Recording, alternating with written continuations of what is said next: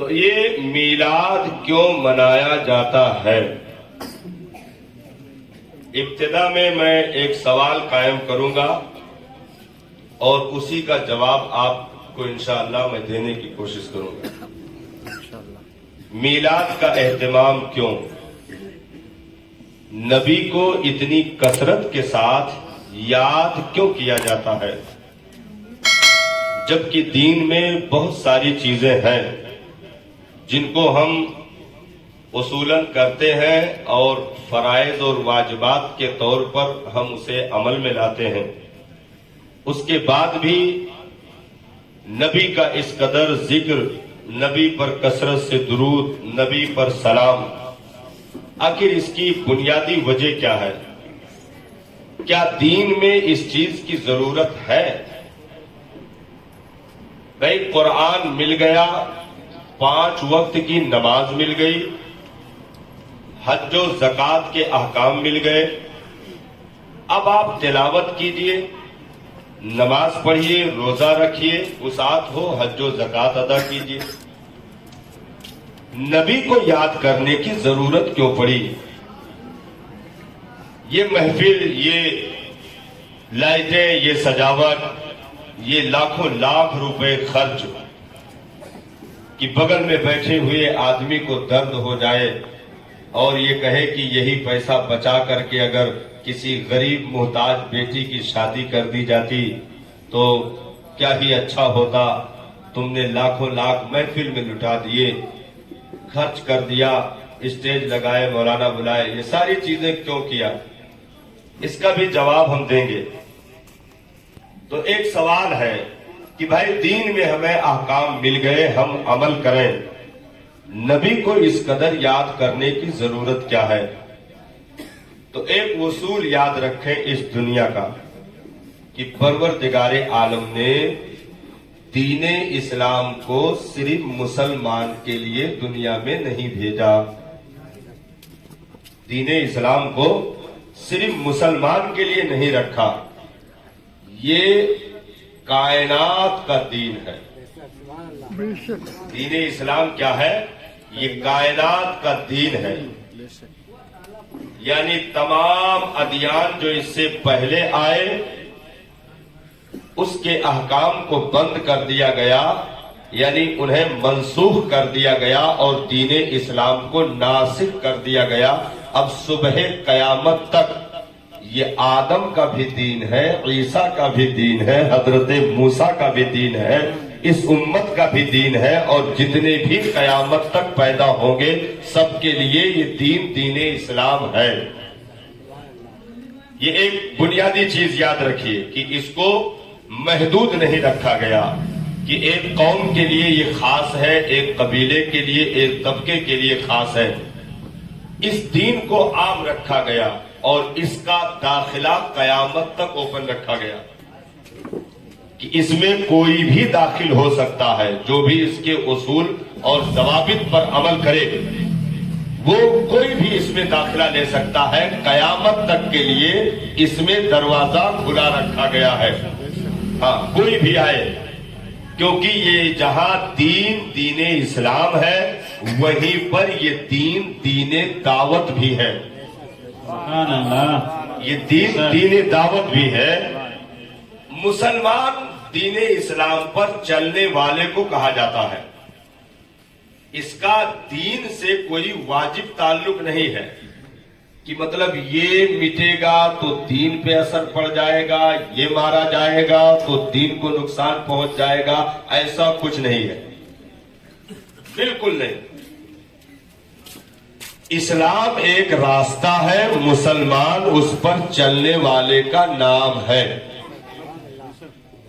تو چلنے والا چاہے گرے، منہ کے بل گرے، گھٹنا پھٹے، منہ پھٹے، راستے کا کچھ بگڑنے والا نہیں۔ راستہ جہاں جاتا ہے وہی جائے گا، وہ نہ ٹیڑھا ہوگا، نہ ختم ہوگا، نہ برباد ہوگا۔ تو یہ سوال سرے سے خارج ہو گیا کہ قوم مسلم کو مٹا دو تو دین مٹ جائے گا، یہ کبھی نہیں ہو سکتا ہے۔ یہ قوم اپنے عمل کی بنیاد پر کبھی زیر ہوگی، کبھی زبر ہوگی، मतलब کبھی نیچے آئے گی کبھی اوپر جائے گی. اعمال اس کے بہتر ہوں گے تو 313 ہونے کے باوجود بھی اس کو ہزاروں پر کامیابی دے دی جائے گی, اور اگر اعمال برے ہوئے تو کروڑوں کی تعداد میں ہونے کے بعد بھی اسے غلامی کی زنجیر پہنا دی جائے گی, کیونکہ کامیابی اسے تعداد کی بنیاد پر کسی بھی دور میں نہیں دیا گیا. ایک ہلکی سی مثال ہم آپ کو دکھائیں, تاریخ اگر ذہن میں ہے تو آپ سمجھ جائیں گے. بدر میں کتنے تھے؟ 313. بدر میں کتنے مسلمان تھے؟ 313. مکہ سے کتنے آئے تھے؟ تقریباً 1000 کے اوپر تھے, 1000 کے اوپر. لیکن اللہ تعالیٰ نے 313 کو کامیابی عطا فرمائی. مکہ کے سرداروں میں 70 افراد مارے گئے اور 70 لوگ گرفتار کیے گئے. ہاں, بڑے بڑے امیر کبیر لوگ, ابو جہل جیسے لوگ اس میں گھسیٹ دیے گئے. 70 مارے گئے, 70 گرفتار کر دیے گئے. 313 کو کامیابی مل گئی, جھنڈا لہرایا, ساری چیزیں ہوئی. اب صحابہ کی تعداد بڑھ کر کے 1000 ہو گئی. ایک سال کے اندر دین کی تبلیغ کا ایسا معاملہ چلا کہ یہ تعداد 313 سے 1000 تک پہنچ گئی. مجاہدین 1000 کی تعداد میں اکٹھا ہو گئے. تو اب جو دوسری جنگ جو ہونے والی تھی بدر کے بعد, جنگ احد. جنگ احد میں مسلمانوں کی تعداد کتنی تھی؟ 1000 سے زائد تھی. پہلے میں کتنے تھے؟ 313 تھے. ادھر کتنے ہوئے؟ 1000 سے زائد ہوئے. ادھر سے آنے والے مکہ والوں میں تعداد تقریباً 3000 کے قریب تھی. دوسری جنگ میں, اسلام کے دوسری جنگ میں, جنگ احد میں تقریباً 3000 کے اوپر مکہ والے آ گئے تھے. ادھر سے صحابہ 1000 کی تعداد میں تھے. اب چلے احد کی طرف. پہلے چلے تھے بدر کی طرف. رمضان کا مہینہ 17 رمضان کی تاریخ تھی. صحابہ سب روزے سے تھے اور سب روتے گڑ گڑاتے جیسے تیسے رب سے دعا مانگتے ہوئے, یہاں تک کہ سرکار کے خود آنسو گر رہے تھے. اور نبی نے اس قدر دعا مانگی تھی, ایسی دعا زمین پر آج تک کسی پیغمبر نے نہیں مانگی. ہاں, بدر والے دن یہاں تک سرکار نے رب کی بارگاہ میں عرضی لگائی کہ میرے پروردگار, اگر یہ 313 آج ختم کر دیے گئے تو صبح قیامت تک اس زمین پر تیرا نام لینے والا کوئی نہ بچے گا. ایسی دعا کسی پیغمبر نے نہیں مانگی تھی, تو رب نے کامیابی دے دی. اب جب دوسری بار یہ فوج چلی 1000 کی تعداد میں, تو ان میں کچھ صحابہ کے دلوں میں ایسا خیال گزر گیا کہ ہم جب 313 تھے تب ہم نے مکہ والوں کو ناکو چنے چبوا دیے, اب تو ہماری تعداد بڑھ کر کے 1000 سے زائد ہو چکی ہے. اب مکہ والے آئے, ہم ان کو پانی پلا دیں گے. ان کی اوقات نہیں کہ ہمارے سامنے وہ دم مار سکے, کیونکہ ہماری تعداد بڑھ گئی ہے. 1000 ہم پہنچ گئے ہیں. اس لیے اب مکہ والے ہم سے بازی نہیں لے جا سکتے. منظر کیا ہوا؟ صحابہ احد میں پہنچے. پہلے تو منظر کچھ ٹھیک ٹھاک رہا, لیکن اچانک منظر بدل گیا اور 70 صحابہ شہید ہو گئے. جیتی ہوئی جنگ شکست میں تبدیل کر دی گئی. حضرت امیر حمزہ جیسے جانبازوں کی شہادت ہو گئی. سرکار کے دندان مبارک شہید ہو گئے. 70 صحابہ کی لاشیں پڑی ہوئی تھی, اور رب نے قرآن میں آیت اتار دی, محبوب ان ایمان والوں سے کہہ دیجئے کامیابی میں نے تعداد پر نہیں ایمان پر دی تھی. سبحان اللہ. کامیابی میں نے, تھوڑا دے دو بھائی, تھوڑا جھنکار دے دو میرے بھیا. میں کھینچوں تو یہ بیٹھے نا. ہاں, آواز تھوڑا دباؤ نہ رکھو, اتنی دو کہ سیٹی نہ لے. میں کامیابی ان ایمان والوں کو تعداد کی بنیاد پر نہیں, میں نے ان کو ایمان کی بنیاد پر کامیابی دی تھی. اور قرآن میں پوری تفصیل رب نے بیان فرمائی. لقد نصرکم اللہ ببدر وانتم اذلہ. تم بدر میں بڑے مختصر تھے, بہت کمزور تھے, لیکن میں نے تمہیں ایسے کامیابی دی کہ مکہ والے منہ پھیر کر بھاگنے پر مجبور ہو گئے. تو ایک ابتدا ہی میں رب نے ایک ٹائٹل لگا دیا کہ دین اسلام میں چلنے والوں کو کامیابی ہر دور میں ان کے عمل کی بنیاد پر دی جائے گی, تعداد کی بنیاد پر کامیابی نہیں دی جائے گی. اگر ان کے عمل اچھے ہوئے تو 72,000 کے سامنے کھڑے ہو کے پھر بھی نیزے پر نعرہ حسین ابن علی کا لگے گا. حسین ابن علی کا نعرہ نیزے پر بلند ہوگا, اور یزید شکست فاش کھا کر کے کربلا کی ریت سے وہیں سے مٹ کر تباہ و برباد ہو جائے گا, اور حسین کی نسل صبح قیامت تک پوری روئے زمین پر چھا جائے گی. کیونکہ کامیابی تعداد کی بنیاد پر نہیں, میں کامیابی ایمان کی بنیاد پر دیتا ہوں. تو اب ایک بنیادی چیز آپ نے سمجھ لی. اب یہاں سے میں آپ کو لے چل رہا ہوں, ذہن بالکل حاضر رکھیے گا. اصل ٹاپک کچھ دیر میں شروع ہونے والی ہے کہ دین اسلام کو اللہ تعالیٰ نے مسلمانوں پر نربھر نہیں رکھا, کیونکہ یہ قوم کبھی عمل میں اچھی بھی ہو جائے گی, کبھی بری بھی ہو جائے گی. انسان ہے, خطا کا پتلا ہے, اس کے کرم کبھی اچھے بھی ہو جائیں گے, کبھی برے بھی ہو جائیں گے. من میں آئے گا تو رمضان میں روڈوں پر بھی صفائی لگ جائے گی, من میں آئے گا تو 3 آدمی فجر میں کھڑے ہوں گے. ہاں بھائی قوم ہے جیسے مرضی. اگر اس کو کوئی کانوں کان خبر دے دے کہ آج 3:40 پر جنت لوٹے والا ہے, تو ہم کہتے کہو لنگیوں نہ پہنے پہنچ جائے. ہاں یہ خالی مزدہ سننے والی قوم رہ گئی, مزدہ, عمل سے بالکل آری. تو ان کے من میں آئے گا تو رمضان میں یہ پوری مسجد پھل کر دیں گے. ممبئی میں رمضان کے مہینے میں تھا, چاند دیکھا جا رہا تھا, اچانک چاند کا اعلان ہو گیا. اب جو عشاء میں پہنچا تو جیسے روز پہنچتا تھا ویسے پہنچا تو مجھے روڈ پہ جگہ ملی. ہم نے کہا مسجد کہاں گئی, کہاں سے بھر گئی. اور اتفاق کی 1 مہینہ مجھے رہنا ہوا. عید کا چاند بھی ممبئی میں ہم نے دیکھا. پھر ہم پہنچے تو سب سے اگلی صف میں ہم کھڑے تھے. ہم نے کہا سب کہاں گئے, تو کہا کہ عید کا چاند دیکھ چکے. تو یہ قوم کبھی اگر اپنے آپ پہ آئے گی تو مسجدیں فل ہو جائے گی, روڈوں پر بھی اس کی صفائی لگ جائیں گی. اور اگر یہ عمل میں سست پڑے گی تو مسجدیں مرثیہ خواہ ہے کہ نمازی نہ رہے, وہ صاحب اوصاف حجازی نہ رہے.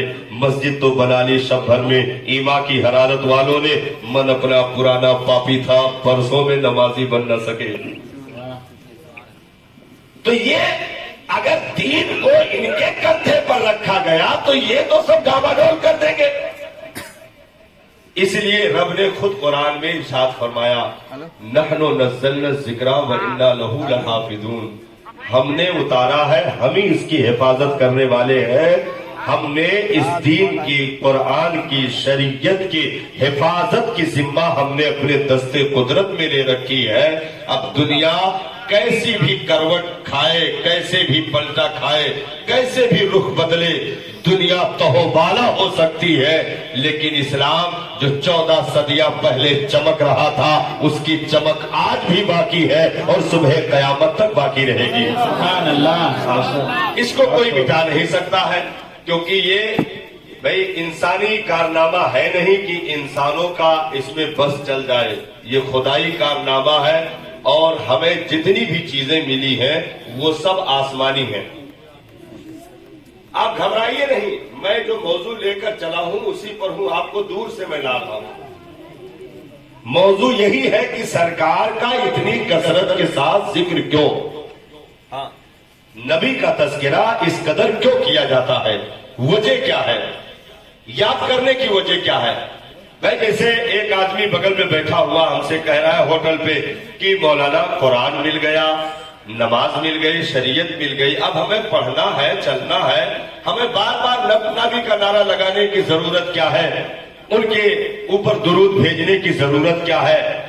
और ज्यादा उसने तरक्की किया जो बगल में बैठा था, और ज्यादा तरक्की किया तो यहां तक कह दिया कि मादल्ला नबी तो एक डाकिये की हैसियत से थे, एक पोस्टमैन की हैसियत से थे। मादल्ला पोस्टमैन का काम है खत पहुंचा देना, ना कि जो है खत के मजमून के साथ उसका कोई ताल्लुक हो, उसका कोई वास्ता हो।